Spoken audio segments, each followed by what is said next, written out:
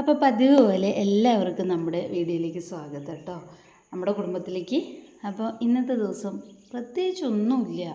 എന്താ ഇന്നിപ്പോൾ കറി വയ്ക്കുക എന്നുള്ളൊരു ചിന്തയും വേണ്ട. തൊടിയിൽ ഇറങ്ങി കഴിഞ്ഞാൽ എന്തെങ്കിലും കേട്ട് നമുക്ക് അന്നത്തെ ദിവസം കിട്ടും. അപ്പോൾ ഇന്ന് മുരിങ്ങയും പരിപ്പും കറിയും, നല്ല കുഞ്ഞൻ മത്തി കിട്ടിയിട്ടുണ്ട്.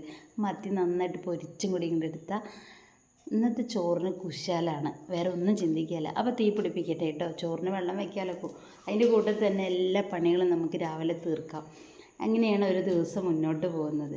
അപ്പോൾ തീയൊക്കെ പിടിപ്പിച്ച് നമ്മൾ കുറച്ച് ചോറിന് വെള്ളവും വെച്ചു. ഇനി കുറച്ച് വറവും കൂടി കൊണ്ടിട്ട് ഒരു സൈഡിലേക്ക് വെച്ചാൽ ആ തീ കത്തിക്കുന്ന കൂട്ടത്തിൽ ഇങ്ങനെ കത്തിക്കാനും എളുപ്പമാണ് നമുക്ക്. ചോറിന് തീ കത്തിക്കുന്നതിൻ്റെ കൂട്ടത്തിൽ വിറക് കൊണ്ടു വെച്ച് കഴിഞ്ഞാൽ നമുക്ക് അവിടെ നിന്ന് എടുത്ത് കത്തിച്ചാൽ മതിയല്ലോ. ഇനി നമുക്ക് കുറച്ച് അരി കഴുകി വേഗം നമുക്ക് അരി ഇടാം. വെള്ളം നന്നായിട്ട് തിളച്ചിട്ടുണ്ട്.